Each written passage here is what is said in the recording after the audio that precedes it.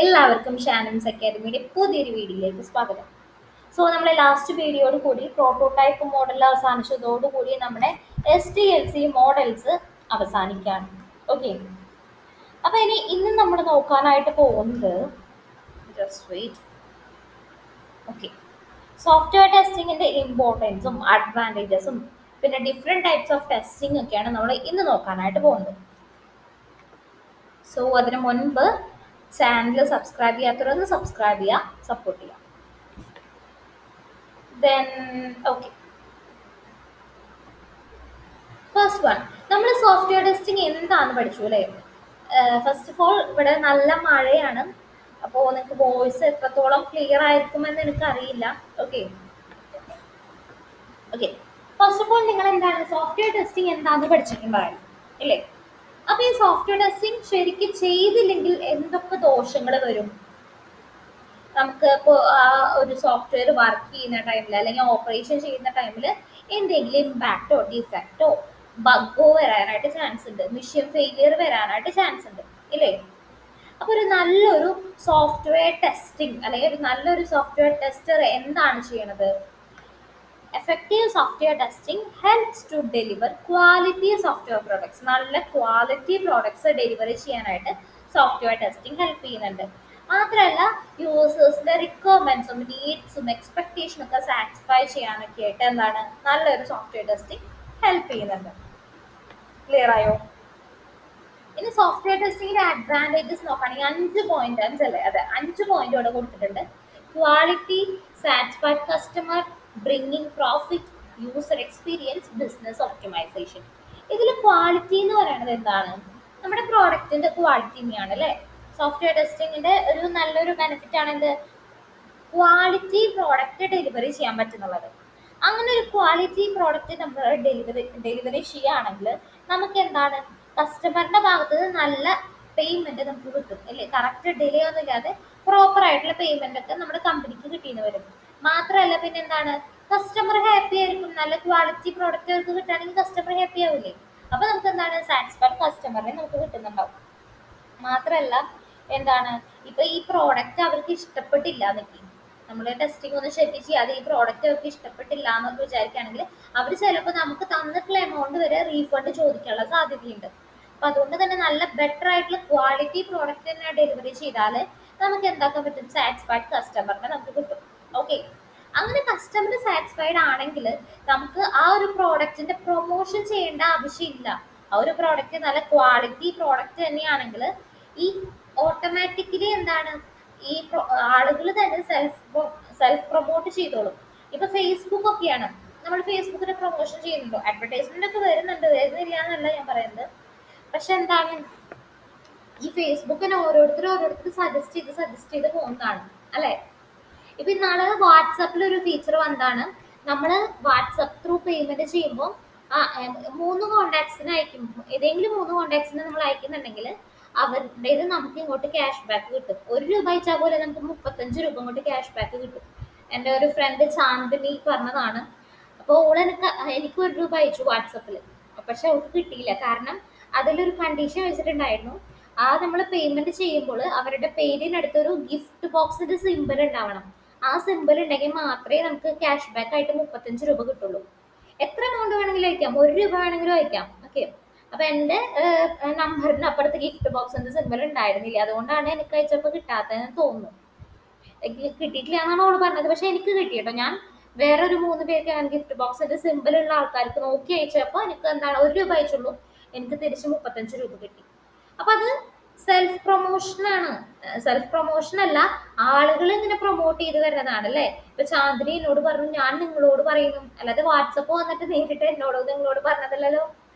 അപ്പൊ അതന്നെ എന്ത്, നല്ല ക്വാളിറ്റി പ്രോഡക്റ്റ് ആണെങ്കിൽ ഈ കസ്റ്റമേഴ്സ് തന്നെ എന്താണ് ഈ ഇപ്പൊ വർക്ക് ചെയ്യുന്ന എൻഡ് യൂസേഴ്സ് തന്നെ അവർക്ക് ഇഷ്ടപ്പെടാണെങ്കിൽ അവരെന്നെ സെൽഫായിട്ട് പ്രൊമോട്ട് ചെയ്തോളും ഇല്ലേ?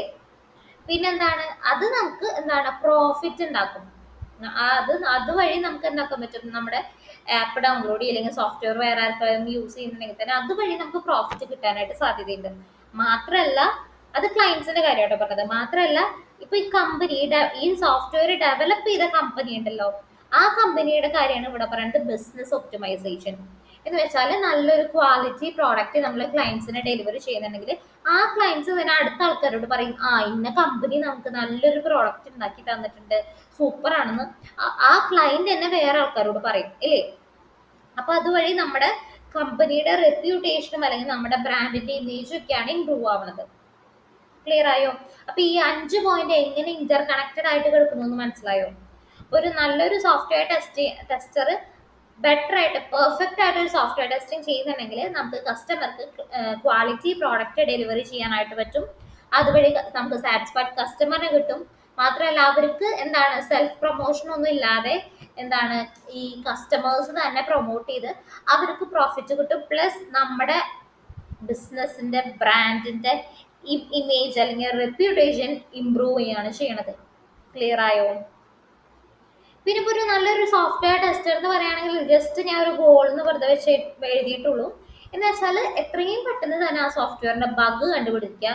ബഗ് കണ്ടുപിടിക്കുക മാത്രമല്ല, എന്താണ് അത് ഫിക്സ്ഡ് ആവുന്ന വരെ നമ്മൾ ആ ബഗ്ഗിൽ ഉറച്ചു നിൽക്കല്ല, അത് ഫിക്സ്ഡ് ആയിന്ന് നമ്മൾ ഉറപ്പ് വരുത്തണം.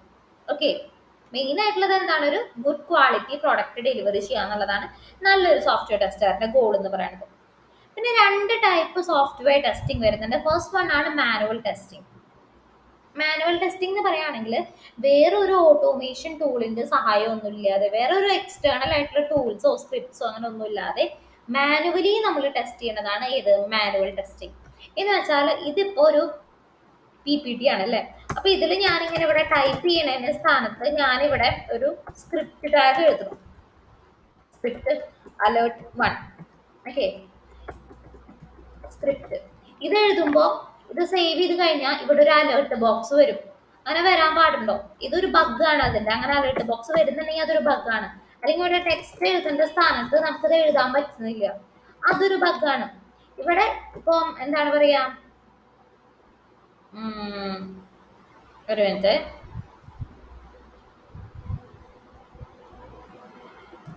facebook.com.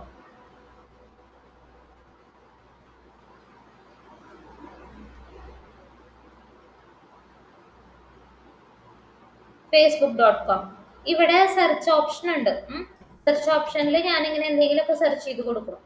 ഈ സ്ഥാനത്ത് ഞാൻ സെർച്ച് ചെയ്യുമ്പോൾ എനിക്ക് ആ ആളുടെ പേര്, ഈ പേരുള്ള ആൾക്കാരുടെയാണ് ഇത് വരേണ്ടത്. കണ്ടോ, GSDGS, ഇതേ ഒരു ഫോർമാറ്റിൽ തന്നെയാണ് ഇവിടെ വന്നോക്കണത്. അപ്പൊ ഇതിന് പകരം വേറെ എന്തെങ്കിലും ആൾക്കാരുടെയാണ് ഡിസ്പ്ലേ ചെയ്യിപ്പിച്ച് വരുന്നത്. അപ്പൊ അതൊരു ബഗ്ഗാണ് അല്ലെ. അപ്പൊ ഇങ്ങനെ ഓരോ ബഗ് നമ്മൾ മാനുവലി കണ്ടുപിടിച്ചതാണ്, ഞാൻ സ്വയം ടൈപ്പ് ചെയ്ത് നോക്കിയിട്ട് കണ്ടുപിടിക്കേണ്ടതാണ്. അപ്പൊ മാനുവൽ ടെസ്റ്റിംഗിൽ എക്സ്റ്റേണൽ ആയിട്ടുള്ള ഒരു ടൂളിന്റെ സഹായം ഇതിൽ വരുന്നില്ല. ഓക്കെ, ഈ എൻഡ് യൂസറിന്റെ റോളാണ് ഈ ടെസ്റ്റർ പ്ലേ ചെയ്യുന്നുണ്ടായിരിക്കും. എൻഡ് യൂസർ എന്ന് പറയുകയാണെങ്കിൽ ഇപ്പം ഞാൻ ഉണ്ടാക്കിയ സോഫ്റ്റ്വെയർ ആരാണ് യൂസ് ചെയ്യുന്നത് അവരാണ് എൻഡ് യൂസർ. ഓക്കെ, ഇപ്പൊ ഫേസ്ബുക്ക് ഒക്കെ നമ്മളാണ് യൂസ് ചെയ്യുന്നത്, അപ്പൊ ഫേസ്ബുക്കിന്റെ എൻഡ് യൂസർ നമ്മളാണ്. ക്ലിയർ ആയോ?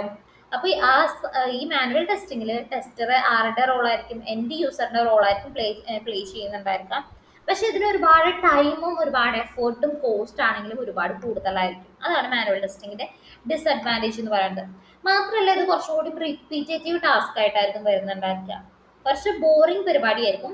എന്നാലും എന്താണ്, നമുക്ക് 1-2 തവണ എക്സ്പീരിയൻസ് വരാണെങ്കിൽ നമുക്ക് പെട്ടെന്ന് തന്നെ ചെയ്യാനായിട്ട് പറ്റും. ഓക്കെ, ഇത്ര മനസ്സിലാക്കിയാൽ മതി. എന്താണ് മാനുവൽ ടെസ്റ്റിംഗ് എന്ന് പറയുമ്പോൾ വേറെ എക്സ്റ്റേണൽ ടൂൾസോ സ്ക്രിപ്റ്റ്സോ അതിനൊന്നും സഹായമില്ലാതെ മാനുവലി ടെസ്റ്റർ ഒരു എൻഡ് യൂസറിന്റെ റോള് പ്ലേ ചെയ്തിട്ട് ടെസ്റ്റ് ചെയ്യുന്നതാണ് എന്ത് മാനുവൽ ടെസ്റ്റിംഗ്. എന്തിനാ ടെസ്റ്റ് ചെയ്യുന്ന, ഡിഫക്ട്സോ ബഗ്ഗോ അങ്ങനെ എന്തെങ്കിലും ഉണ്ടെങ്കിൽ കണ്ടുപിടിക്കാനായിട്ട്. ക്ലിയർ ആയോ? പ്ലസ് അതിന്റെ ടൈമും കോസ്റ്റും ലേബറും ഒക്കെ അത് കൂടുതലായിരിക്കും. ഓക്കെ, പിന്നെ അടുത്ത ടൈപ്പ് ടെസ്റ്റിംഗ് എന്ന് പറയുന്നത് ഓട്ടോമേഷൻ ടെസ്റ്റിംഗ്. മാനുവൽ എന്ന് പറയുമ്പോൾ നമ്മൾ മാനുവലി ഇരുന്ന് ടെസ്റ്റ് ചെയ്യുന്നതാണെങ്കിൽ ഓട്ടോമേഷൻ ടെസ്റ്റിംഗ് എന്ന് പറയുമ്പോൾ നേരെ ഓപ്പോസിറ്റ് ആയിരിക്കും. ഓട്ടോമേറ്റഡ് ടൂൾസും സ്ക്രിപ്റ്റ്സും കാര്യങ്ങൾ യൂസ് ചെയ്തിട്ടായിരിക്കും നമ്മളിത് എക്സിക്യൂട്ട് ചെയ്യുന്നുണ്ടായിരിക്കാം. എന്ന് വെച്ചാൽ ഇപ്പൊ ഇവിടെ നമ്മൾ മാനുവൽ ടെസ്റ്റിംഗ് പെർഫോം ചെയ്യുന്നു അല്ലെ. ഈ മാനുവൽ ടെസ്റ്റിംഗ് ചെയ്യുന്ന ടൈമിൽ നമ്മൾ ഇവിടെ ഒരു ടൂൾ യൂസ് ചെയ്യും. ആ ടൂൾ വെച്ചിട്ട് നമ്മൾ ഈ ടെസ്റ്റ് ചെയ്യുന്നതൊക്കെ റെക്കോർഡ് ചെയ്യുന്നുണ്ടായിരിക്കും. ഇപ്പൊ ഈ വീഡിയോ റെക്കോർഡ് ചെയ്യുന്ന പോലെയല്ല, ഇപ്പൊ ഞാനിവിടെ എൻ്റർ അടിച്ചു, അപ്പൊ അത് അവിടെ റെക്കോർഡ് ആവുന്നുണ്ടോ, ആ പ്രോസസ് ആണ് റെക്കോർഡ് ആവുന്നത്, ഈ വീഡിയോ അല്ല കേട്ടോ. അപ്പൊ ഇപ്പൊ ഞാൻ ABC എന്ന് അടിച്ചു കൊടുത്തു, അപ്പൊ അത് അവിടെ റെക്കോർഡ് ആവുന്നുണ്ടോ. ഓക്കെ, അപ്പൊ അങ്ങനെ റെക്കോർഡ് ചെയ്ത് വെക്കും ഏതില്, ഓട്ടോമേഷൻ ടെസ്റ്റിംഗില്. പിന്നീട് ഞാൻ ഒരു എക്സാമ്പിൾ പറഞ്ഞുതരാം. ഇപ്പൊ ഞാനൊരു സോഫ്റ്റ്വെയർ ഉണ്ടാക്കി പബ്ലിഷ് ചെയ്തു. അത് കഴിഞ്ഞിട്ട് അതിൽ എന്തെങ്കിലും വേറെ കുറച്ച് ചേഞ്ചസ് വരുത്തി. ആ ചേഞ്ചസ് വരുത്തിയപ്പോൾ ഇപ്പൊ എക്സിസ്റ്റിംഗ് ആയിട്ടുള്ള സോഫ്റ്റ്വെയറിനെ എന്തെങ്കിലും എഫക്ട് ചെയ്തോ എന്ന് നമ്മൾ നോക്കണം.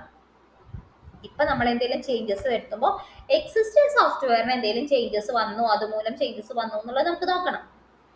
അപ്പൊ എന്താണ്, നമ്മളത് കംപ്ലീറ്റ് ഇരുന്ന് ടെസ്റ്റ് ചെയ്യണം അല്ലേ. ഒരു വട്ടം നമ്മൾ ഓൾറെഡി ടെസ്റ്റ് ചെയ്ത് ഡിപ്ലോയ് ചെയ്ത ഐറ്റം ആണ്. ഓക്കെ, അപ്പൊ ഇനി വീണ്ടും ഈ ചേഞ്ച് വരുത്തുമ്പോൾ നമ്മൾ എന്താക്കണം, കംപ്ലീറ്റ് ഇരുന്ന് ടെസ്റ്റ് ചെയ്യണം.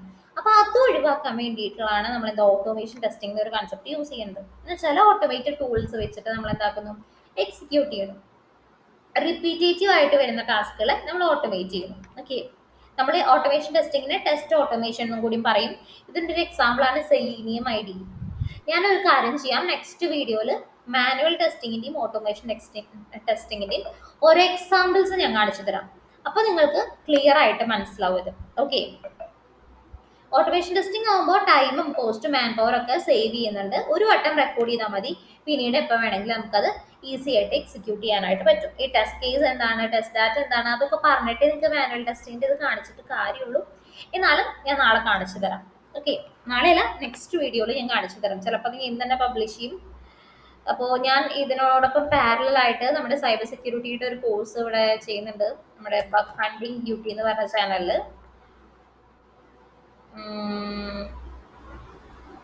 ഇന്നലെ സ്റ്റാർട്ട് ചെയ്തിട്ടുള്ളൂ അത്. ഓക്കെ, അപ്പൊ ഞാൻ ഇൻസ്റ്റാളേഷന്റെ വീഡിയോ ആണ് പബ്ലിഷ് ചെയ്ത് നോക്കണത്. അപ്പോൾ അതുകൊണ്ടാണ് ഞാൻ കംപ്ലീറ്റ് ആയിട്ട് ഇന്നെ ചെയ്യാൻ പറ്റുമോ ഉറപ്പില്ല എന്ന് പറയണത്. ഓക്കെ, അപ്പൊ ഇതിലും കൂടി വീഡിയോ നമുക്ക് പബ്ലിഷ് ചെയ്യണം. അപ്പോൾ പറ്റുവാണെങ്കിൽ ഇന്ന് തന്നെ അല്ലെങ്കിൽ നാളെ ഞാൻ എന്താക്കാം, മാനുവൽ ടെസ്റ്റിങ്ങിന്റെയും ഓട്ടോമേഷൻ ടെസ്റ്റിങ്ങിന്റെയും വർക്കിംഗ് വീഡിയോ ഞാൻ പറഞ്ഞുതരാം, പബ്ലിഷ് ചെയ്യാം. അപ്പൊ നിങ്ങൾക്ക് പെട്ടെന്ന് മനസ്സിലാവും അതെന്താണ്, അതിന്റെ ഡിഫറൻസ് എങ്ങനെ വരണേന്നുള്ളത് മനസ്സിലാവും. ക്ലിയർ ആയോ? പിന്നെ ഇപ്പൊ നിങ്ങളോട് ഇന്റർവ്യൂവിനൊക്കെ ചോദിക്കും, എന്താണ് മാനുവൽ ടെസ്റ്റിംഗ് ആണോ ഓട്ടോമേഷൻ ടെസ്റ്റിംഗ് ആണോ നല്ലതെന്ന്. എന്താണ് നിങ്ങൾ പറയാ? ഞാൻ ഒരു വട്ടം കൂടി അതിന്റെ ഡിഫറൻസ് പറയാം. ഇപ്പൊ മാനുവൽ ടെസ്റ്റിംഗ് ആണെങ്കിൽ എന്തുവാ, നമ്മൾ തന്നെ മാനുവലി എല്ലാം ഇരുന്ന് ടൈപ്പ് ചെയ്ത് നോക്കണം, എറർ ഉണ്ടോ എന്നുള്ളത് നമ്മൾ തന്നെ നോക്കണം. ഓട്ടോമേഷൻ ടെസ്റ്റിംഗ് ആണെങ്കിൽ നമ്മൾ ഓൾറെഡി ചെയ്തിട്ടുള്ള കാര്യങ്ങൾ റെക്കോർഡ് ചെയ്ത് വെക്കും. റെക്കോർഡ് ചെയ്ത് വെച്ചിട്ട് എന്താണ്, അത് നമുക്ക് എക്സിക്യൂട്ട് ചെയ്താൽ മതി. എഗെയിൻ റിപ്പീറ്റേറ്റീവ് ആയിട്ട് അതേ സെയിം ടാസ്ക് വരുന്നുണ്ടെങ്കിൽ ആ റെക്കോർഡഡ് ടെസ്റ്റ് കേസുകൾ നമുക്ക് എക്സിക്യൂട്ട് ചെയ്താൽ മതി. ഓക്കെ, അപ്പോൾ നിങ്ങൾ പറയാ ഇതിൽ മാനുവൽ ടെസ്റ്റിംഗ് ആണോ ഓട്ടോമേഷൻ ടെസ്റ്റിംഗ് ആണോ നിങ്ങൾക്ക് ഈസി ആയിട്ടുള്ളത്. ഇപ്പൊ നിങ്ങൾക്ക് അതിന് ആൻസർ പറയാനായിട്ട് കുറച്ച് ബുദ്ധിമുട്ടുണ്ടായിരിക്കും, കറക്റ്റ് ആയിട്ടുള്ള ആൻസർ പറയാൻ ബുദ്ധിമുട്ടുണ്ടായിരിക്കും. നെക്സ്റ്റ് വീഡിയോ കണ്ടു കഴിയുമ്പോൾ നിങ്ങൾക്ക് മനസ്സിലാവും ഏതാണ് നല്ലത്, ഏതാണ് ഓക്കെ, രണ്ടും നല്ലത് തന്നെയാണ്, ഏതാണ് കുറച്ചും കൂടി ബെറ്റർ ആയിട്ട് പെർഫെക്റ്റ് ആയിട്ട് നമുക്ക് റിസൾട്ട് കിട്ടണത് എന്നുള്ളത്. നല്ലത് എന്ന് ചോദിക്കണത് നമുക്ക് ചെയ്യാൻ ഈസി എന്നല്ല ചോദിക്കുന്നത്, പെർഫെക്റ്റ് ആയിട്ട് ക്വാളിറ്റി പ്രോഡക്റ്റ് ഡെലിവറി ചെയ്യാനായിട്ട് യൂസ്ഫുൾ ആയിട്ടുള്ളത് ഏതാണെന്നാണ് ചോദിക്കുന്നത്. അപ്പൊ നെക്സ്റ്റ് വീഡിയോ കണ്ടു കഴിഞ്ഞതിന് ശേഷം നിങ്ങൾക്ക് ഈ ക്വസ്റ്റ്യൻ്റെ ആൻസർ ക്ലിയർ ആയിട്ട് മനസ്സിലാവും. ഇന്ന് ഞാൻ ജസ്റ്റ് എന്താണ് ഓട്ടോമേഷൻ ടെസ്റ്റിംഗ്, എന്താണ് മാനുവൽ ടെസ്റ്റിംഗ്, ടെസ്റ്റിങ്ങിന്റെ ഇമ്പോർട്ടൻസ് എന്തൊക്കെയാണ് ഇത് പറയാൻ വേണ്ടിയിട്ടാണ് ഇന്ന് ഞാൻ ഒരു ചെറിയൊരു വീഡിയോ ഞാൻ ക്രിയേറ്റ് ചെയ്തത്. So that's all for today. Thank you.